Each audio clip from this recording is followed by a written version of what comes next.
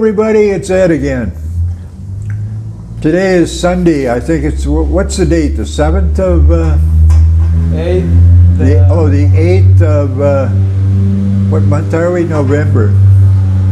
Anyway, Jose and I are here again, and we're doing another video. We were just talking about a lot of things before we started doing this video, so especially, as you know, by the date, you know the crazy shit that's going on in the United States with the election and this person that we have, that the ex-president now. But anyway, Jose and I are in the midst of starting another YouTube channel. We've already started it, but we have to change the name. We have to talk about that, by the way. We started out to call it Learning English with Eddie, but we had a conflict of names there because apparently there's another YouTube channel that's called almost the same, English with Eddie or something like that. So we have to change the name of our channel. I think we're going to change it to something with something in it with the word Canada or Canadian, like English from Canada or English with a Canadian or something like that, because I am Canadian, as you already know.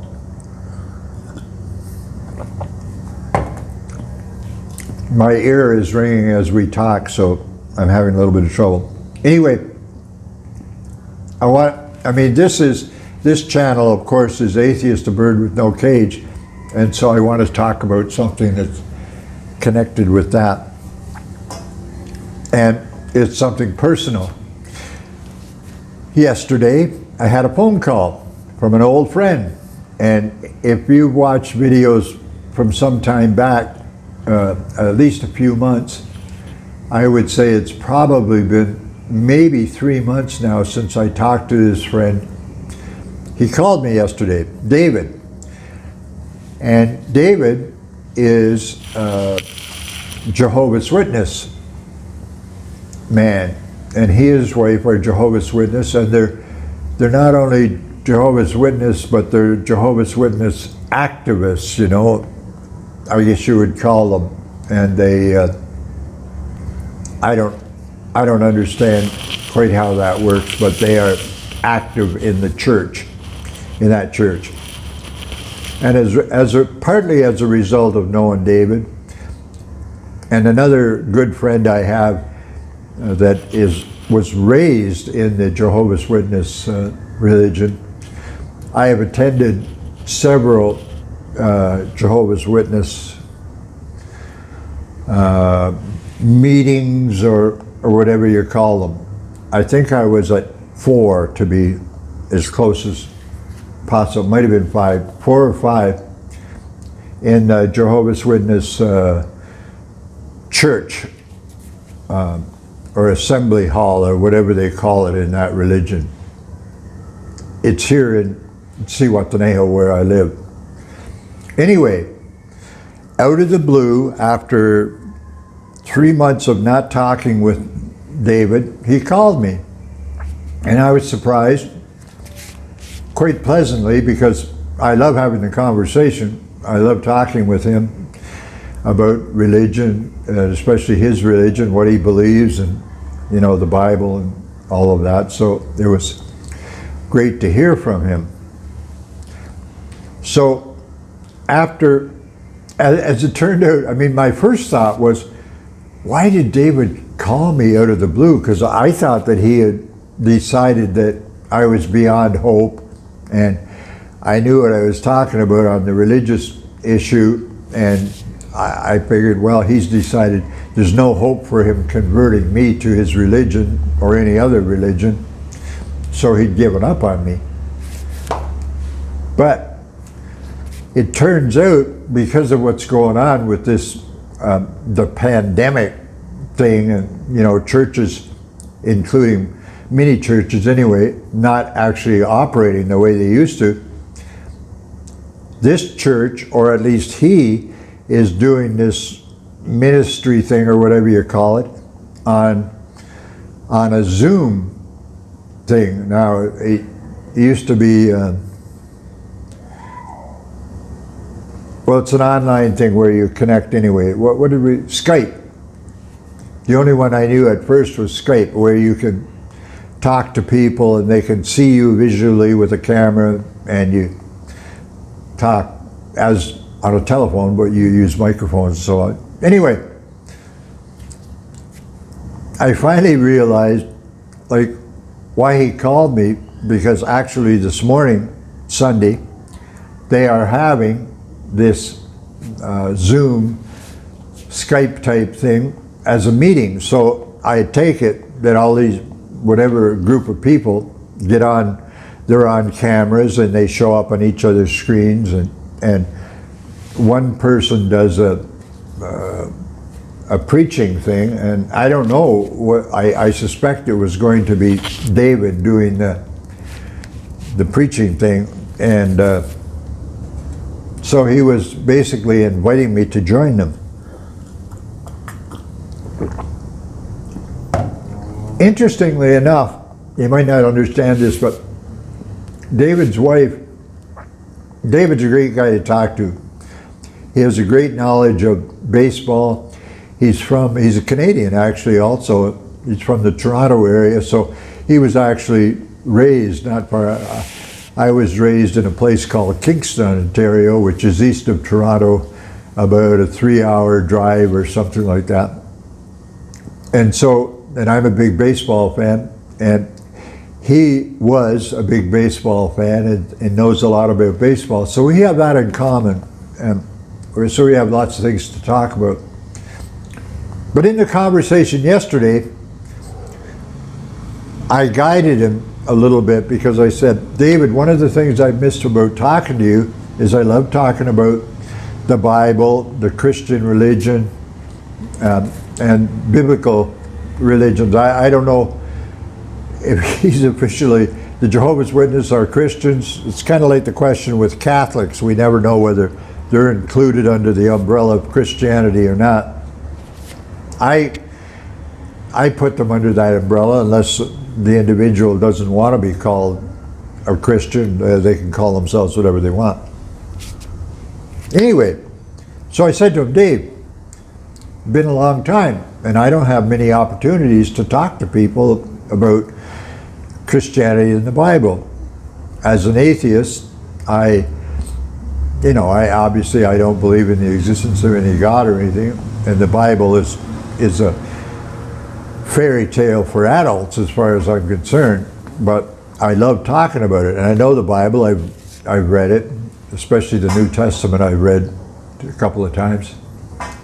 So I did sort of get him into, near the end of the call, into a discussion about biblical things, and one of my things is I don't believe in that stuff because it seems too much like magic or whatever, and so I brought up about, I love to start in Genesis, the first book of the Bible, the Old Testament. So I brought up about the idea of, Eve having a talk with the serpent. And that's a major part of Genesis 1, the first book of the Bible.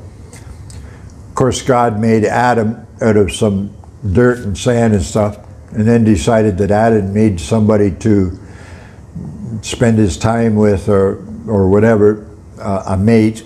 So while Adam was asleep, you know the story, I hope you know the basic story. Adam was asleep, God took a bone out of Adam's rib, a rib bone, and he used that bone to make a woman, a partner for Adam. So I brought up this thing because part of my thing is I'm talking with someone like David, who's an seemingly educated, I don't know how much formal education he has, but he's an educated, well-spoken person, a lot of experience. He's a little younger than I am, but he's in his 70s. So I asked him, again, I brought up, what about, the story of Eve talking to a serpent? And the fact that you really think that happened, or do you really think that happened? So he launched into his version of that event in the Bible, in Genesis, where Eve talks to the serpent. That's what the Bible said. There's no explanation of who the serpent is or what it is or something. It's just a serpent that can talk, according to the Bible.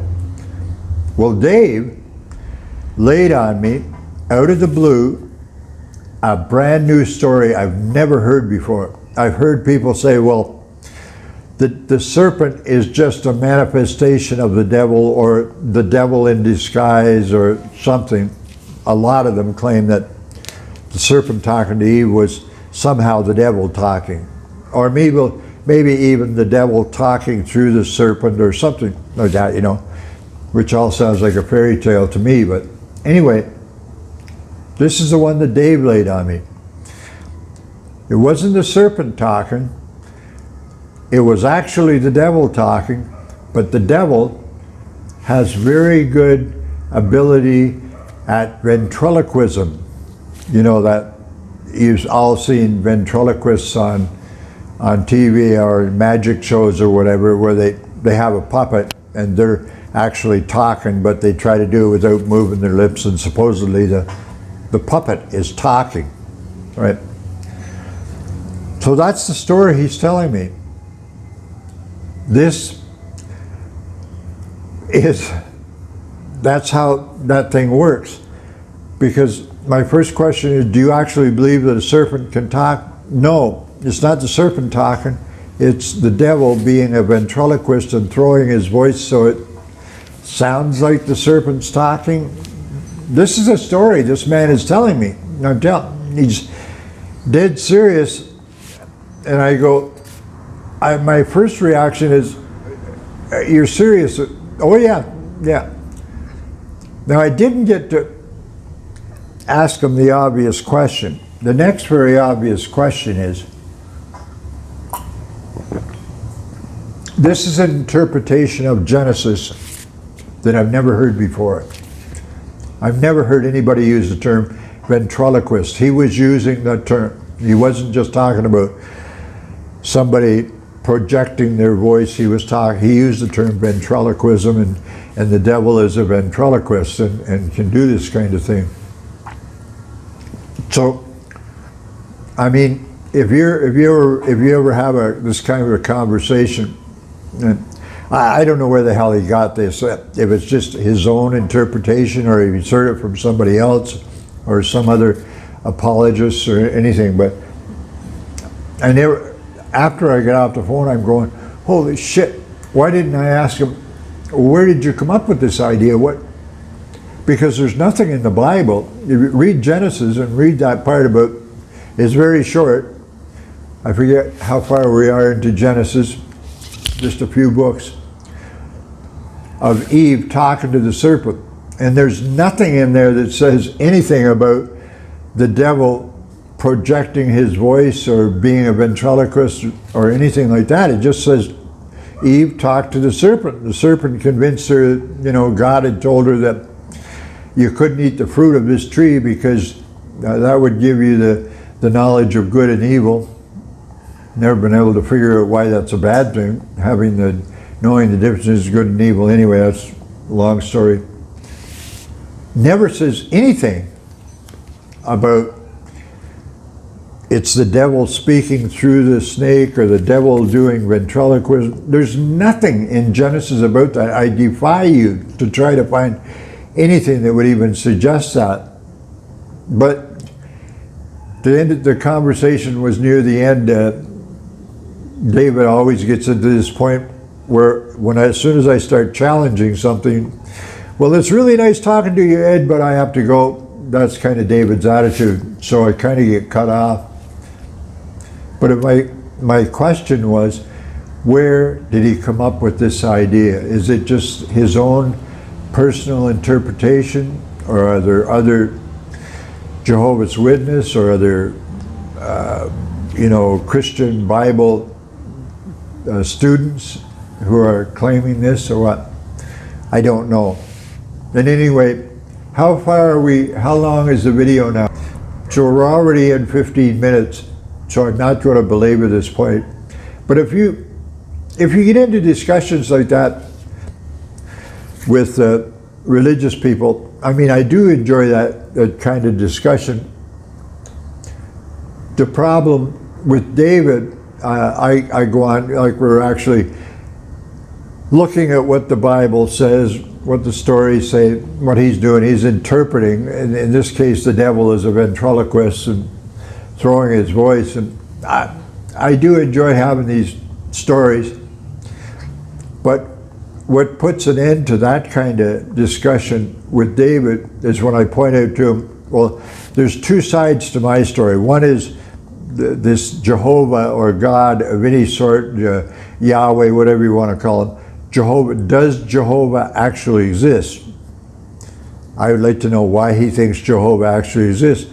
Because here we are talking about this story of the Bible that was supposedly written by God, Jehovah, or what do they, not written by, but he's guiding the writers of the Bible in some way or another. If Jehovah doesn't exist, and I'm convinced very deeply that he doesn't, I'm open to evidence that he or Jehovah or Yahweh or whatever they want to call him exists. I'm open to discussions about that and certainly evidence that is true. If it doesn't, then all of this that we're talking about is crazy, because it's kind of trying to talk about if Harry Potter is true without ever establishing that Harry Potter actually exists, or Hogsworth or whatever it's called is a real place. Any of that it's a fairy tale. Until we get by that, I mean, we can talk about internal, is Harry, we can talk about, is Harry telling the truth in the story, and all of that. But if we start out with the fact that it's a fairy tale, we can still talk about the characters within the fairy tale. But when you're talking with religious people, if you get talking about the Bible, you have to assume that the Bible is true, that it actually happened. And this is the trouble I get into with, like David, like I said, I'm questioning, is the Bible really true, and did that happen? And he's saying, yes, it did happen, but not happen what the Bible seems to say. It wasn't a serpent talking. Now he's got this new interpretation. It was the devil speaking, using ventriloquism to throw his voice as though it came from the serpent, so that Eve thinks that she's actually talking to a serpent. Well, she wasn't. She was really talking to the devil. Anyway, I know I'm starting to babble there, and I'd say we're getting on close to 20 minutes for this video. So I'd like to point out again, hi, I'm Ed. This is Atheist, the Bird with No Cage. It's November 7th, 2020. We're in the midst of this crazy pandemic thing. But I'm going to call it quits for a day. But I'd just like you to think about, when you're speaking with religious folks, that when you're listening to their interpretations, how to deal with it. What do you say to a person that says, that's what Genesis means? According to who? I guess according to David, because I've never heard anybody else, never heard the concept of ventriloquism ever suggested before. So it was, could I say it was enlightening to hear that? It wasn't quite enlightening, but it was very interesting. And I'm glad to be in touch with my friend David, the Jehovah, again. I'm Ed. I not only don't believe that God exists, I believe that there are no gods that actually exist, and you can contact me if you want me to prove the point. With the God of the Christian Bible, I can prove that that doesn't exist very easily, sort of thing. And so, yeah, again, there's no God, there's no angels, there's no devil, there's no hell, there's no heaven. Guys, come on, let's get on with it. Nice talking to you again. Thanks. I'm Ed. This is Atheist, the Bird with No Cage, and see you next time.